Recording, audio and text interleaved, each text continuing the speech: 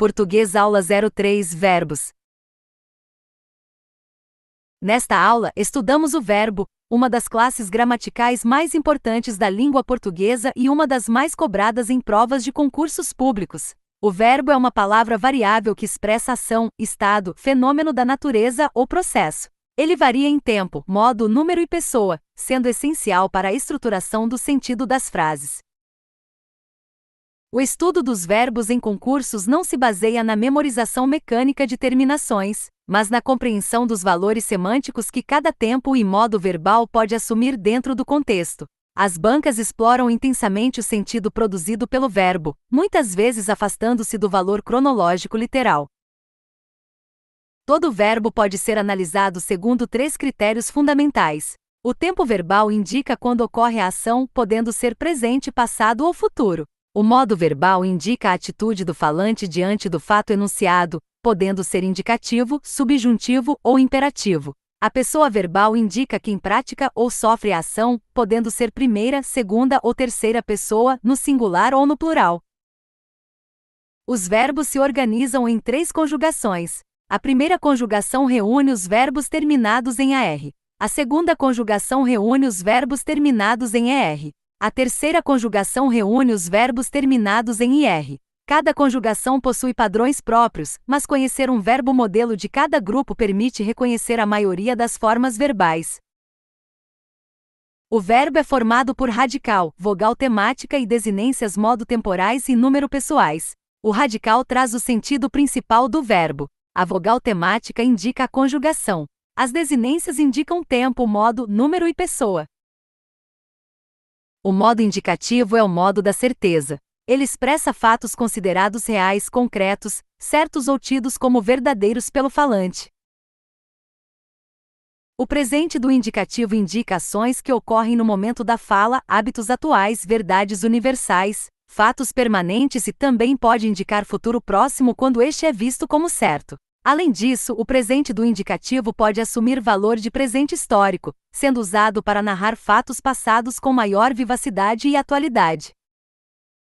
O pretérito perfeito do indicativo indica uma ação completamente concluída no passado. O foco desse tempo verbal está no término da ação. Pode indicar fatos que ocorreram em um passado recente ou distante, bem como ações passadas cujos efeitos ainda se fazem sentir no presente.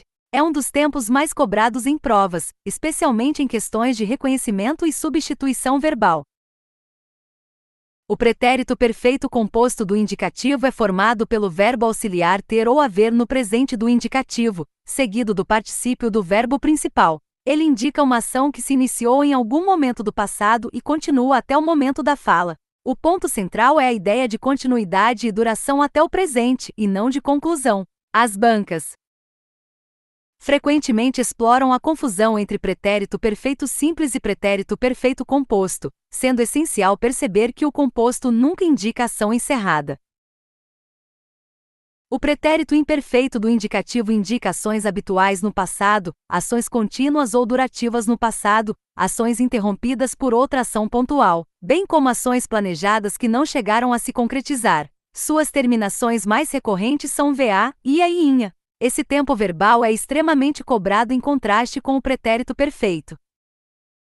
O pretérito mais que perfeito do indicativo indica uma ação passada que ocorreu antes de outra ação também passada. Ele expressa anterioridade em relação a um marco pretérito. Pode aparecer na forma simples com terminação em ra, ou na forma composta, formada por tinha ou havia mais particípio. Ambas as formas são semanticamente equivalentes. As bancas cobram com frequência a identificação desse tempo verbal e sua substituição pela forma composta. O futuro do presente do indicativo indica uma ação posterior ao momento da fala. Pode expressar um fato futuro, uma certeza do falante, uma previsão ou até dúvida em frases interrogativas. Na linguagem atual, é muito comum que o futuro do presente simples seja substituído pela locução verbal formada pelo verbo ir no presente mais infinitivo, sem alteração de sentido. Também pode assumir valor de imperativo em textos normativos. O futuro do pretérito do indicativo indica uma ação futura em relação a um fato passado. Ele é amplamente usado para expressar hipótese, possibilidade, dúvida, condição ou polidez. É muito comum sua correlação com o pretérito imperfeito do subjuntivo em períodos condicionais. As bancas exploram intensamente essa correlação e o valor de cortesia do futuro do pretérito. O modo subjuntivo expressa possibilidade, hipótese, dúvida, incerteza ou irrealidade. Ele é frequentemente exigido por conjunções subordinativas, especialmente em orações condicionais concessivas, finais e integrantes. O uso do subjuntivo nem sempre indica desejo, muitas vezes ele aparece por exigência sintática, mesmo quando o fato é concreto. O presente do subjuntivo indica possibilidade ou hipótese no presente ou no futuro. Suas terminações mais comuns são a e i. É muito cobrado em provas quando se analisa a diferença de sentido entre frases no indicativo e no subjuntivo. O pretérito imperfeito do subjuntivo indica hipótese ou condição no passado e aparece com frequência em estruturas condicionais irreais ou improváveis.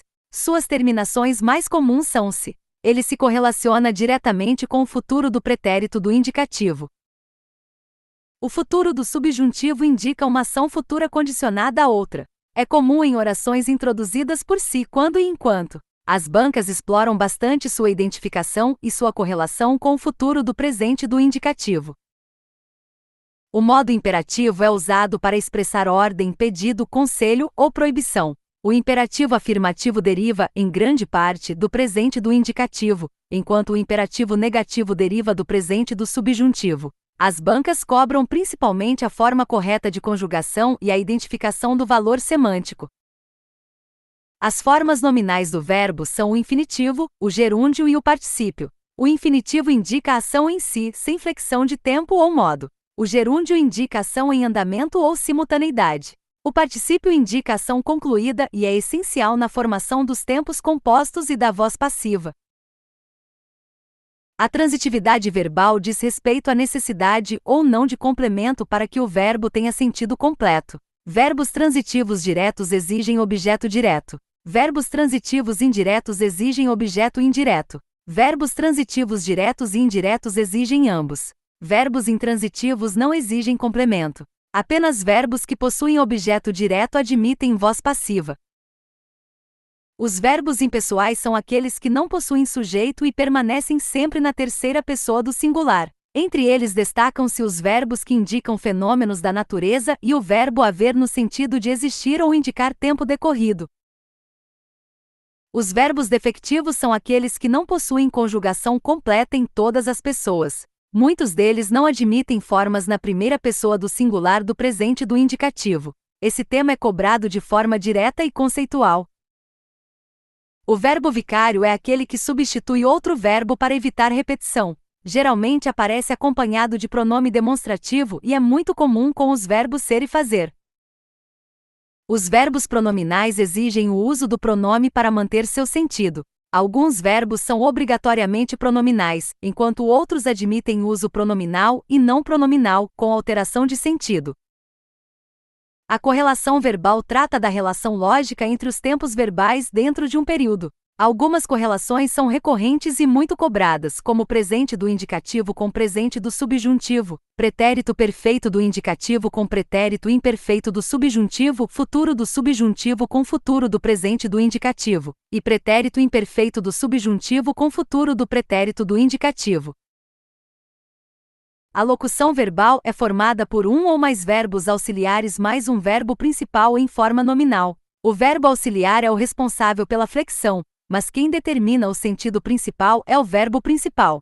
Podem existir locuções com 2 ou até 3 verbos. As bancas exploram a distinção entre locução verbal e tempo composto.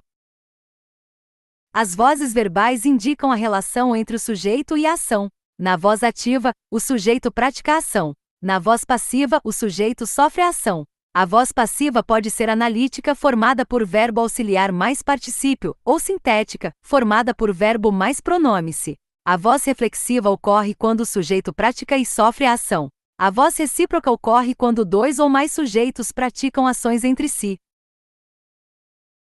Para transformar uma frase da voz ativa para a voz passiva, é necessário que exista objeto direto. Esse objeto direto se transforma em sujeito paciente na voz passiva, mantendo-se o tempo e o modo verbal do verbo original.